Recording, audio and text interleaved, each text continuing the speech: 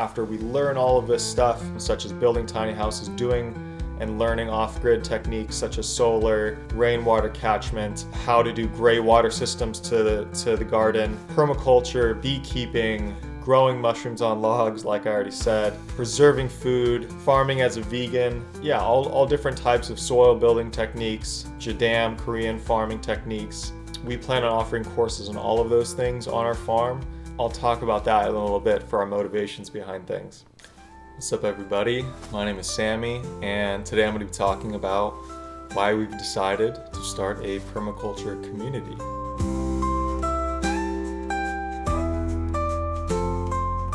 So I'd like to start with what we're going to be doing and then have that lead into our motivation and why we're deciding to do it. So to start, what are we planning to do? The first thing is we plan on buying land. Myself, my wife, and two other couples are going to be either buying one plot of land or ideally buying 3 plots of land that are all right next to each other. Or buying one piece of land that's big enough to be parceled in a way that we can each own our own plot of land. The reason why that's so ideal is so that we can avoid any potential complications that could arise from a bunch of people owning one piece of land. The next thing we plan on doing is kind of temporary houses, so like canvas wall tents or yurts, something that we can live in for just a couple months as we build tiny houses. And the tiny houses that I plan on building, and I know one other couple plans on building, are sheds, shed to house conversions. That's the plan. And the shed that I'm planning on getting is from Shed Nation. You can get super affordable sheds there shipped to you. You would have to build them, but they're so affordable. And I'll do a video on exactly the shed that we're planning to build and the whole build process that we anticipate, all of the parts and whatnot. We also want to be having enough space on the land for other people to come and join. We don't want it to just be the 3 couples in the long term. We want to have a space where we can have friends and family come and join if they feel like it's something that they're passionate about and they're willing to be a part of. We are going to be doing farming, and we want to mainly farm for self-sufficiency reasons, for growing our own food, for being healthy, for having alternative forms of medicine in forms of plants and herbs and mushrooms. We definitely plan on growing mushrooms. I've grown all types of mushrooms. I've even sold at farmers markets. I plan on primarily growing mushrooms on logs because if we're in the forest, which we plan on being, there's going to be plenty of wood to be able to turn that, one tree. You can turn one large tree into like 10 mushroom logs and have that be producing for the next 5 to 7 years, right? We also want to start a kind of forest slash syntropic agroforestry type of rows where we're going to be growing fruit trees, nut trees, all types of food producing trees. We're definitely going to also need a greenhouse that is likely dug into the ground to increase the temperature of the greenhouse a bit, because I want to grow avocado, and we're going to be out east, likely North Carolina, Maryland area, where it's really hard to grow things that love the heat, like citrus and avocado. So yeah, that's the plan. And over time, we plan on offering courses after we learn all of this stuff that we're embarking upon, such as building tiny houses, doing and learning off-grid techniques such as solar, rainwater catchment, how to do gray water systems to the garden, permaculture, beekeeping, growing mushrooms on logs, like I already said, preserving food, farming as a vegan, yeah, all different types of soil building techniques, Jadam, Korean farming techniques. We plan on offering courses on all of those things on our farm. I'll talk about that in a little bit for our motivations behind things. We want to learn all different types of trades as well. So in this process, we're going to 100% need to learn how to, be carpenters, how to be plumbers, how to deal with electrician issues, how to deal with the legal framework surrounding a bunch of people potentially owning one piece of land. And with all that said, we're no doubt going to be going into business together as well. That's kind of sort of baked into the cake from moving in together in a way, and all wanting to be a part of farming and growing our own food and having sort of a farmer's market of sorts. So yeah, that is the plan on what we are trying to do for starting this permaculture community. Now, our motivation behind starting this permaculture community, like I said, we want to be self-sufficient. We want to grow our own food. Today, it's December 2024, and I have a strong feeling that our system in place cannot withstand severe shocks, such as supply shocks, severe inflation shocks.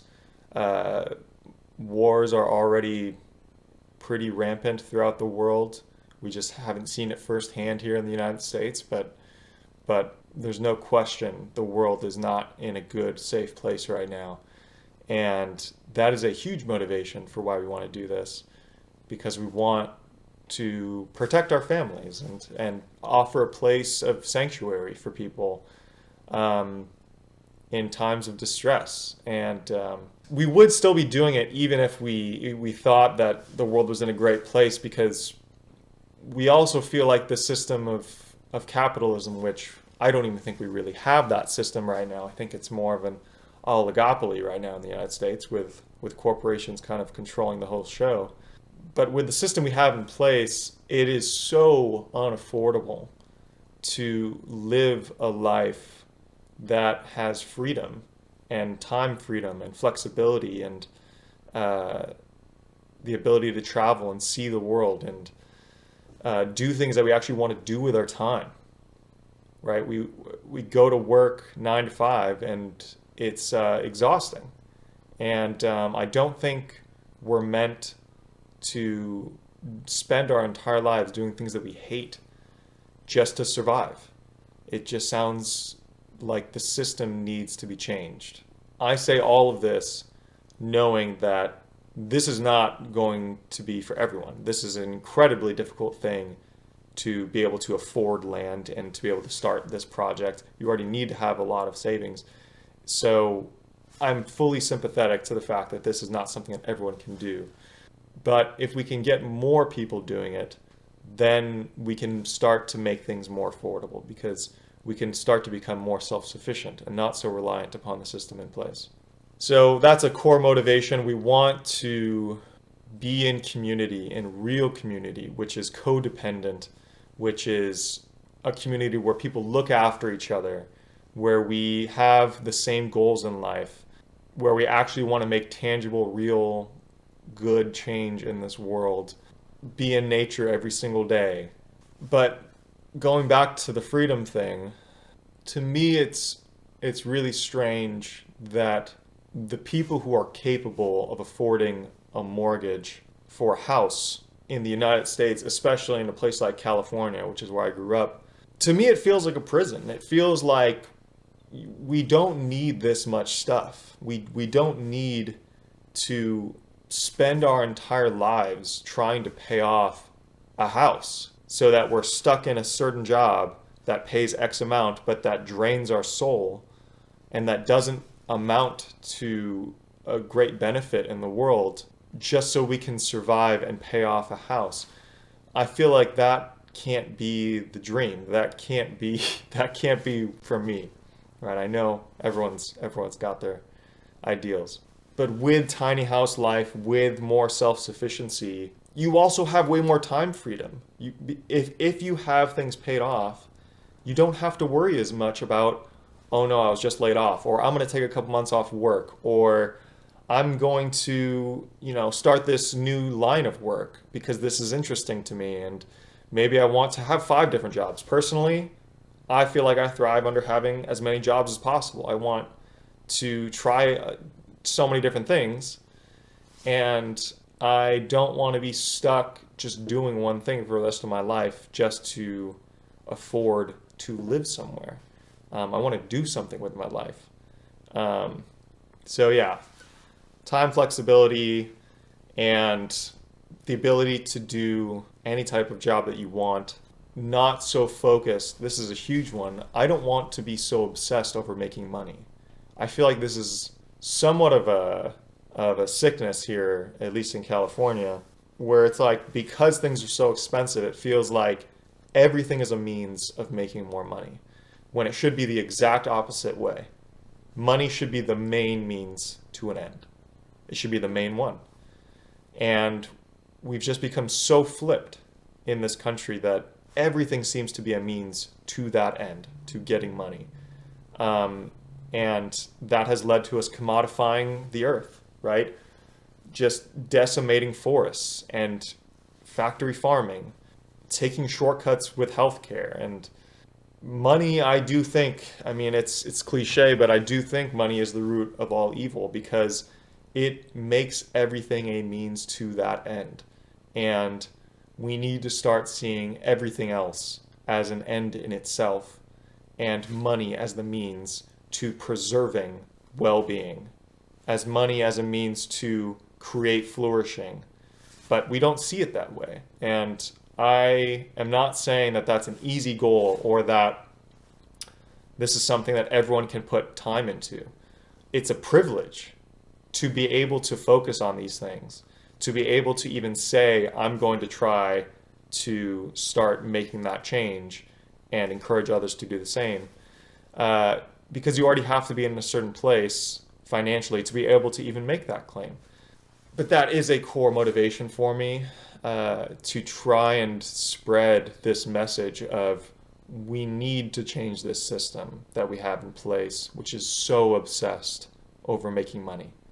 It's almost out of necessity to obsess over making money because that's just the system we have in place. Inflation erodes our purchasing power away year after year after year. And inflation causes wealth to flow towards assets, towards businesses. That ultimately creates financial repression, which we are in. There's no question we are in financial repression right now.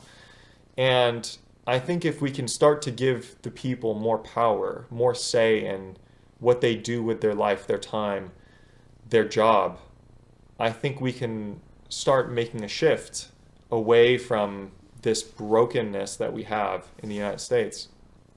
And lastly, as you can maybe gather from the way that I'm talking, I want to help people start expanding their identity. I think along with money being the root of all evil, I also think a limited sense of self is also a root of many, many, many evils. A limited sense of self is the root of racism. A limited sense of self is the root of wars, right?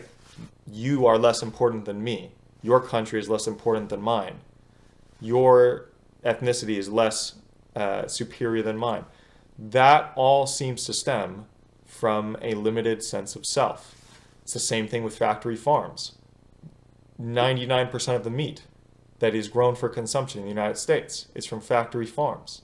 And you ask anybody on the street, do you support factory farms? I think most people would say, no, I think things need to change, but we keep funding it, right? But I think it's kind of all this core issue of we have a limited sense of self because we just look at this person and we say, this is who I am. But we don't acknowledge that we rely on a society. We rely on all of nature to survive. We are not just this. We are the connections of everything. And I think if we can start seeing those connections as core to who we are, and not just this is who we are, we can start to repair those connections. We can start to become more aware that, oh, my health is the same as the soil health. So if we feed the soil toxins, such as pesticides and herbicides and toxic fertilizers, oh, I'm going to be unhealthy, right? If we poison our animals with constant antibiotics and food that isn't meant for them and confine them to a cage without sun for most of the day and have them rolling around in their own poop every single day and then feed that meat to people, yeah, that's going to make people sick. We need a drastic change. We need to start seeing the world as an extension of ourselves and us as an extension of the world. It goes both ways.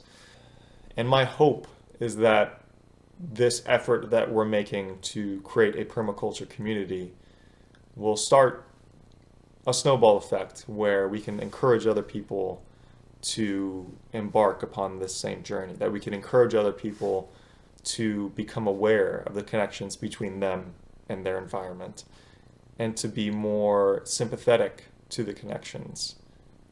Because if we can see our surroundings, our neighbor, our environment as an extension of ourselves, then we're going to take care of it. We're going to love it.